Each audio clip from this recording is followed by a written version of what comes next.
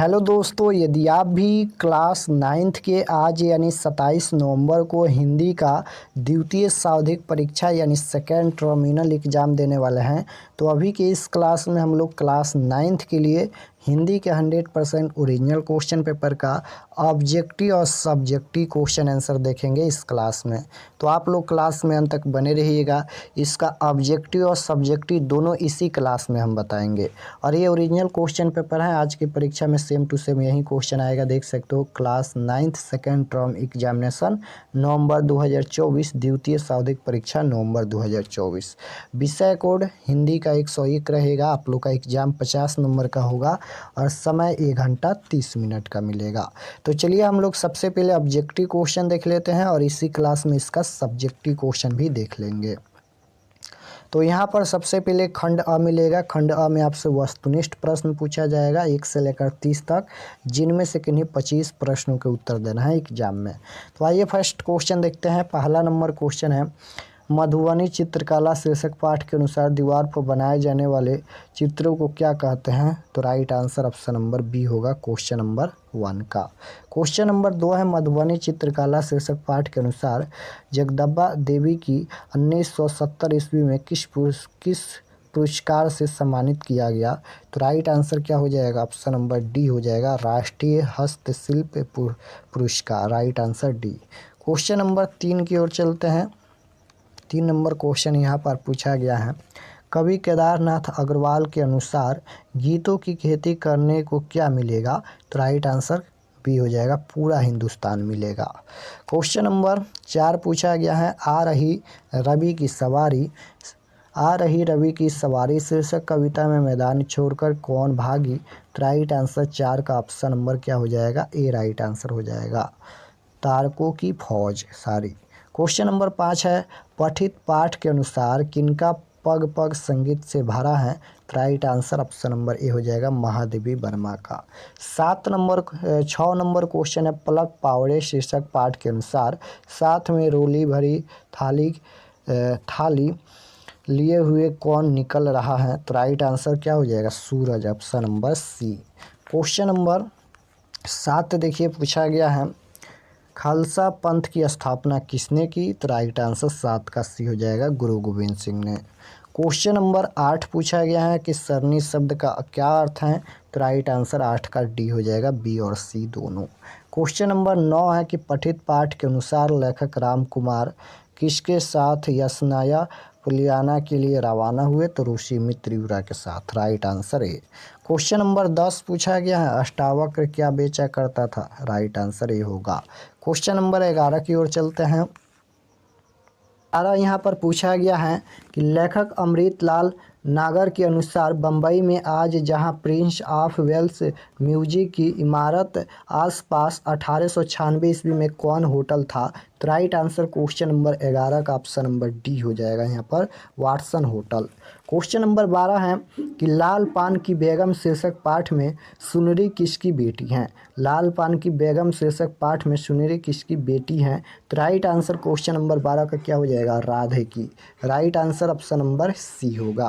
Question number 13 पूछा गया है। यहाँ पर 13 नंबर क्वेश्चन है कि टॉल्स्टॉय किसके द्वारा लगाए गए बाग और पेड़ों की सावधानी रक्षा करते थे? तो राइट आंसर क्वेश्चन नंबर 13 का क्या हो जाएगा? यहाँ पर ऑप्शन नंबर इसका डी नोट कर लीजिए, ऑप्शन नंबर डी होगा 13 नंबर का। क्वेश्चन नंबर 14 पूछा गया है कि अष्टावक्र किसके साथ रहता था? अष्टावक्र किसके साथ रहता था? तो राइट आंसर 14 का क्या हो जाएगा? अपने मामा के साथ। Right answer option number D होगा। क्वेश्चन नंबर 15 है कि लाल पान की बेगम शीर्षक पाठ के अनुसार जंगी की पतोहू का गौना कितने मास पहले हुआ था? तो राइट आंसर क्वेश्चन नंबर 15 का क्या हो जाएगा? 3 मास पहले। Right answer option number B होगा। क्वेश्चन नंबर 16 पूछा गया है, वचन का शाब्दिक अर्थ है। वचन का शाब्दिक अर्थ क्या है? तो संख्यावाचक हो जाएगा। Right answer option number D होगा क्वेश्चन नंबर 16 का। क्वेश्चन नंबर 17 पूछा गया है रीति शब्द का बहुवचन रूप है। रीति शब्द का बहुवचन रूप कौन है? तो रीतिये हो जाएगा, right answer option number B होगा। 18 नंबर क्वेश्चन है निम्नलिखित में कौन विकल्प व्यंजन संधि का उदाहरण है? व्यंजन संधि का उदाहरण बताना है, तो right answer option number D right answer हो जाएगा यहाँ पर अजंत। क्वेश्चन नंबर 19 देखिए, 19 नंबर क्वेश्चन है 2.5 दिन की हुकूमत मुहावरे का अर्थ है। 2.5 दिन की हुकूमत मुहावरे का क्या अर्थ है? तो राइट आंसर क्वेश्चन नंबर 19 का क्या हो जाएगा? कुछ दिनों की शानो शौकत, right answer option number A होगा। 20 नंबर क्वेश्चन है यथार्थ शब्द का समास विग्रह क्या होगा? तो 20 नंबर क्वेश्चन का राइट आंसर क्या हो जाएगा? यहाँ पर यथार्थ शब्द का समास विग्रह करना है, तो राइट आंसर क्या हो जाएगा? अर्थ का अर्थ, राइट आंसर सी होगा। क्वेश्चन नंबर 21 पूछा गया है महात्मा शब्द किस समास का उदाहरण है? महात्मा शब्द किस समास का उदाहरण है? तो अविभाज्य समास होगा, right answer option number B. Question number 22 पूछा गया है यहाँ पर महर्षि शब्द किस संधि का उदाहरण है? महर्षि शब्द किस संधि का उदाहरण है? तो राइट आंसर क्वेश्चन नंबर 22 का क्या हो जाएगा? तो महर्षि शब्द गुण स्वर संधि का उदाहरण है, राइट आंसर ए होगा।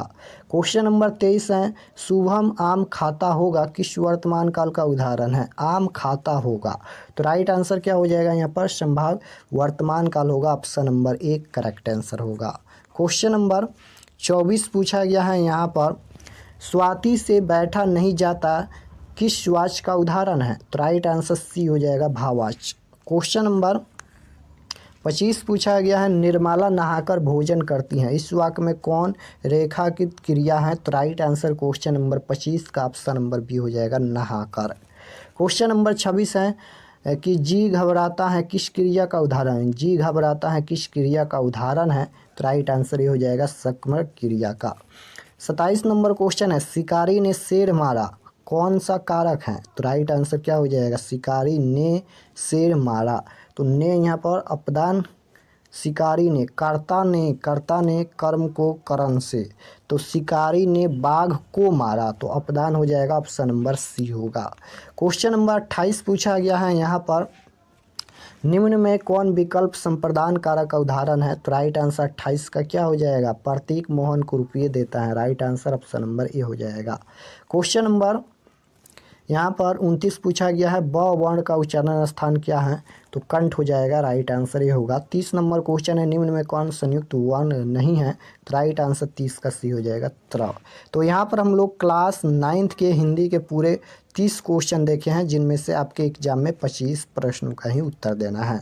तो अगर आप लोग इस चैनल पर नए होंगे तो चैनल को ज़रूर सब्सक्राइब कर लीजिएगा, ताकि आने वाले नेक्स्ट क्लास आपके पास ज़रूर हैं। तो खंड अ के बाद खंड ब मिलेगा, जिसमें विषयनिष्ठ प्रश्न पूछा जाएगा। सबसे पहले क्वेश्चन नंबर 1 में पूछा गया है कि निम्नलिखित में से किसी एक विषय पर 150 से 200 शब्दों में निबंध लिखे। निम्नलिखित में किसी एक विषय पर 150 से 200 शब्दों में निबंध लिखना है। पहला है गणतंत्र दिवस, दूसरा है मेरी दिनचर्या, और तीसरा है छठ पूजा, और चौथा है मेरी जन्मभूमि। किसी एक विषय पर ही निबंध लिखना है। उसके बाद क्वेश्चन नंबर यहाँ पर 2 में देखिए पूछा गया है कि अपनी बहन की शादी का वर्णन करते हुए अपने मित्र के पास एक पत्र लिखे। अथवा में दिया गया है मलेरिया के प्रकोप पर छात्र और शिक्षक के बीच संवाद लिखे। तो इस तरह से इसका आंसर देना है, इनमें से किसी एक विषय पर ही लिखना है। उसके बाद क्वेश्चन नंबर 3 में बोला गया है कि निम्नलिखित प्रश्नों में से किन्हीं 5 प्रश्नों के उत्तर देना है। पहला है मधुबनी चित्रकला शीर्षक पाठ के अनुसार प्रकृति रंगों को कैसे बनाया जाता है। उसके बाद ये क्वेश्चन है छापा कला के विशेषज्ञ शिक्षक श्याम शर्मा का जन्म कब और कहाँ हुआ था। उसके बाद 3 नंबर क्वेश्चन ये पूछा गया है लेखक राम कुमार के अनुसार टोल्स्टॉय ने अपनी समझी के लिए क्या कहा था। उसके बाद लेखक राम कुमार रचित किन्हीं 4 रचनाओं के नाम लिखे। उसके बाद है कि अष्टावक्र शीर्षक पाठ के लेखक कौन है। इस तरह से 10 क्वेश्चन पूछा गया है, देख सकते हो यहाँ पर। महादेवी वर्मा किस वाद की कवित्री है, इनका किन्हीं 2 रचनाओं के नाम लिखे। उसके बाद है कि कवि अयोध्या सिंह, यहाँ पर इस तरह से क्वेश्चन है। 10 है कि काल को परिभाषित करें। उसके बाद 4 नंबर क्वेश्चन पूछा गया है कि निम्नलिखित गद्यांश को पढ़कर नीचे दिए गए प्रश्न का आंसर देना है। देखिए ये गद्यांश लिखा गया है यहाँ तक, और इसी में से पढ़कर नीचे दिए गए क्वेश्चन का आंसर देना है। देख सकते हो ये क्वेश्चन पूछा गया है, 5 क्वेश्चन 1-1 नंबर का, और इसका आंसर कहाँ से देना है, तो इसी में से पढ़कर इसका आंसर देना है। तो इतना ही क्वेश्चन पूछा गया है 4 तक। चलिए हम इसका आंसर भी बता देते हैं। और अगर आप लोग इस चैनल पर नए होंगे तो चैनल को ज़रूर सब्सक्राइब कर लीजिएगा। तो देखिए यहाँ पर क्वेश्चन नंबर 1 का 1 नंबर का आंसर है, पूछा गया था निबंध। तो क्वेश्चन नंबर 1 में पूछा गया था गणतंत्र दिवस पर निबंध लिखना है। तो यहाँ पर लिखना है सबसे पहले विषय प्रवेश में, गणतंत्र दिवस 26 जनवरी का भारतवासियों के जीवन के महत्वपूर्ण स्थान है। सदियों की गुलामी से त्रस्त देशभक्तों ने अंग्रेजी सत्ता के विरुद्ध स्वतंत्रता का शंखनाद किया। लाखों के बलिदान के पश्चात रास्ता से मुक्ति मिली और गणतंत्र की स्थापना इसी दिन हुई। यहाँ तक लिखना है। उसके बाद यहाँ पर पृष्ठभूमि के बारे में लिखना है कि स्वतंत्रता संघर्ष के दौरान अनेक नाजुक क्षण आए, किंतु गांधी जी ने स्वाधीनता संग्राम को नया आयाम दिया। इसी बीच सन 1929 ईस्वी में पवित्र रावी के तट पर लाहौर अधिवेशन में तत्कालीन कांग्रेस अध्यक्ष के पंडित जवाहरलाल नेहरू ने पूर्ण स्वराज की घोषणा की। इस तरह से यहाँ तक लिखना है। उसके बाद विशेषता और महत्व के बारे में यहाँ तक लिखना है। उसके बाद यहाँ पर कार्यक्रम के बारे में लिखना है। ये 1 नंबर का ही आंसर है। कार्यक्रम के बारे में यहाँ तक लिखना है, देख सकते हो यहाँ पर। उसके बाद उपसहान के बारे में यहाँ तक लिखना है कि अंततः हमें सतत ध्यान रखना चाहिए इस पवित्र तिथि का उद्देश्य कभी भी धूमिल नहीं होने पावे और हम अपने गणतंत्र की भागदौड़ वैसे सच्चे प्रतिनिधि को ही सौंपे जिनसे देश का कल्याण हो। तो यहाँ तक इसका आंसर लिखना है। उसके बाद क्वेश्चन नंबर 2 का 2 नंबर का आंसर है। यहाँ पर आप लोग चाहे तो आवेदन पत्र लिख लीजिएगा या फिर यहाँ पर संवाद लिखा गया है। तो इस तरह से इसका आंसर लिखना है। यहाँ तक इसका PDF हम बता देंगे कि आप लोग कैसे डाउनलोड कर सकते हैं। उसके बाद यहाँ पर क्वेश्चन नंबर 3 में 5 प्रश्न का आंसर देना है। तो क्वेश्चन नंबर 3 का 1 नंबर का आंसर लिखना है। यहाँ पर देख सकते हो क्वेश्चन नंबर 1 का यहाँ पर 3 का 1 नंबर का आंसर लिखना है। पारंपरिक रूप से प्रयुक्त रंग इस प्रकार थे। लाल रंग के लिए पीसे हुए सरसों के बीजों में मिश्रित सिंदूर का चूर्ण, हरापन लिए कालिक के साथ मिश्रित गाय का गोबर, सफ़ेद रंग के लिए चावल का पेस्ट, नींबू, पीले रंग के लिए पेवड़ी, पीले गेरू के लिए हल्दी, नीले रंग के लिए नील, नारंगी रंग के लिए पलाश के फूल, हरे रंग के लिए बिल्व पत्र तथा भारतीय लाल रंग के लिए लाल मिट्टी। तो यहाँ तक इसका आंसर लिखना है। उसके बाद क्वेश्चन नंबर यहाँ पर 3 का 2 नंबर का आंसर है। देख सकते हो क्वेश्चन नंबर 3 का 2 नंबर का आंसर लिखना है यहाँ तक। उसके बाद क्वेश्चन नंबर 3 का 3 नंबर का आंसर है, देख सकते हो। उसके बाद यहाँ पर क्वेश्चन नंबर 3 का 3 नंबर का आंसर है। इसका आंसर लिखना है लेखक राम कुमार वर्मा की 4 रचनाओं के नाम ये रहे। पहला यहाँ पर लिखना है पॉइंट देकर, पृथ्वीराज की आंखें 1938 में हुई। उसके बाद यहाँ पर चारुमित्रा। उसके बाद यहाँ पर रेशमी टाई 1941 ईस्वी, विजय पर्व। यहाँ तक लिखना है इसका आंसर। उसके बाद क्वेश्चन नंबर 3 का ये 8 नंबर का आंसर है, देख सकते हो 8 नंबर का आंसर यहाँ तक। सबसे पहले लिखना है इसका कि इस तरह महादेवी वर्मा फिर सिद्धत हस्त हो खुले रूप में लिखने लगी। ऐसा है महादेवी वर्मा का रचना संसार कविता संग्रह। महादेवी वर्मा के 8 कविता संग्रह हैं, यहाँ पर देख सकते हो। यहाँ तक इसका आंसर लिखना है। उसके बाद क्वेश्चन नंबर 3 का यहाँ पर ये 10 नंबर का आंसर है। काल पूछा गया था तो लिखना है काल का अर्थ है समय क्रिया के जिस रूप से यह पता चले कि कोई काम कब किया गया हो या हो रहा है या होगा, उसे काल कहते हैं। काल 3 प्रकार के होता है, भूतकाल, भविष्यकाल, वर्तमान काल।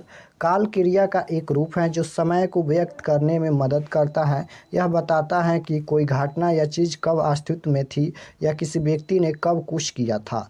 तो यहाँ तक इसका आंसर लिखना है। तो 5 प्रश्नों का ही उत्तर देना है, 5 का हम आंसर बता दिए। उसके बाद ये लास्ट क्वेश्चन 4 नंबर में देख सकते हो गद्यांश पूछा गया था। तो क्वेश्चन नंबर 4 का 1 नंबर का आंसर यहाँ तक लिखना है। उसके बाद क्वेश्चन नंबर 4 का यहाँ पर 2 का आंसर यहाँ तक लिखना है, 3 का आंसर यहाँ तक लिखना है, 4 का आंसर देख सकते हो, 5 का आंसर यहाँ तक लिखना है। हमें बालकों को अच्छी अच्छी नीतिपूर्ण एक कहानियों को सुनना चाहिए, तो यहाँ तक इसका आंसर लिखना है। तो इतना ही प्रश्न पूछा गया है, हम सभी प्रश्न का आंसर बता दिए हैं, देख सकते हो। गद्यांश में 5 प्रश्नों का उत्तर देना है, हम यहाँ पर 5 प्रश्न बता दिए। उसके बाद यहाँ पर देख सकते हो इसमें भी 5 प्रश्न का आंसर देना है, क्वेश्चन नंबर 3 में ये भी बता दिए। और अगर आप लोग इस चैनल पर नए होंगे, चैनल को ज़रूर सब्सक्राइब कर लीजिएगा, सभी सब्जेक्ट का क्वेश्चन पेपर मिलेगा। और चलिए हम आपको बताते हैं कि इसका PDF कहाँ मिलेगा। तो इसका ऑब्जेक्टिव और subjective question answer PDF download करने के लिए गूगल या क्रोम में चले आना है और आपको सर्च करना है गूगल में RK एक्सपर्ट क्लासेस। देख सकते हो इसी चैनल का नाम सर्च करना है RK एक्सपर्ट क्लासेस। तो जैसे ही सर्च करेंगे RK एक्सपर्ट क्लासेस तो आपके सामने यहाँ पर फर्स्ट पेज आएगा, देख सकते हो RK एक्सपर्ट क्लासेस लिखा गया है, RK एक्सपर्ट क्लासेस, इस पर आपको क्लिक करना है। तो जैसे ही क्लिक करेंगे इस पर RK एक्सपर्ट क्लासेस पर, और क्लिक होने के बाद ये ओपन हो जाएगा और इसको इस तरह से एक बार ज़रूर आप लोग रिफ़्रेश कर दीजिएगा ताकि क्वेश्चन पेपर अपडेट हो जाए। रिफ़्रेश करने के बाद नीचे आएंगे तो क्लास 9th के लिए एक सेक्शन बनाया गया है जिसमें सभी सब्जेक्ट का क्वेश्चन पेपर अपडेट किया गया है। देख सकते हो यहाँ पर एक क्लास 9th के लिए है। तो जो भी आप लोग का सब्जेक्ट का डाउनलोड करना है, संस्कृत का डाउनलोड करना है तो इस पर क्लिक कर लीजिए, monthly exam all subject question paper, इस पर क्लिक करेंगे तो इसमें संस्कृत का मिल जाएगा और भी सब्जेक्ट का मिलेगा। और आप लोग का हिंदी का डाउनलोड करना है तो देख सकते हो class 9th second term examination Hindi question paper, इस पर आपको क्लिक करना है। तो जैसे ही क्लिक करेंगे, क्लिक करने के बाद इसको भी एक बार इस तरह से रिफ़्रेश कर दीजिएगा और रिफ़्रेश करने के बाद ये सभी पढ़ लीजिएगा, परीक्षा के लिए लिखा गया है, आप लोग इसे पढ़ लीजिएगा। और पढ़ने के बाद नीचे आएंगे तो देख सकते हो ये क्वेश्चन पेपर ओरिजिनल है, इसलिए यहाँ पर ये 2 फोटो लगाया गया है, आप लोग एग्जाम में मिला लीजिएगा। 100% ये ओरिजिनल क्वेश्चन पेपर है, पहला नंबर क्वेश्चन यही है, देख सकते हो। और उसके बाद सब्जेक्टिव क्वेश्चन में निबंध पूछा गया है, यही क्वेश्चन है, देख सकते हो। तो ये ओरिजिनल क्वेश्चन पेपर का 1 से लेकर और 30 तक यहाँ पर ऑब्जेक्टिव क्वेश्चन आंसर अपडेट किया गया है। जैसे 1 नंबर का B, 2 नंबर का D, 3 नंबर का B, इस तरह से यहाँ पर 1 से लेकर देख सकते हो 30 तक ऑब्जेक्टिव क्वेश्चन आंसर अपडेट किया गया है। और उसके बाद यहाँ पर व्हाट्सएप ग्रुप आप लोग ज्वाइन कर लीजिएगा इस पर क्लिक करके। उसके बाद सब्जेक्टिव क्वेश्चन के लिए देख सकते हो यहाँ पर subjective question PDF download link है, यहाँ पर क्लिक हियर बना है, इस पर आप लोग क्लिक करके सब्जेक्टिव क्वेश्चन आंसर PDF आप लोग डाउनलोड कर सकते हैं। तो यहाँ से आकर आप लोग सभी सब्जेक्ट का क्वेश्चन पेपर डाउनलोड कर लीजिएगा।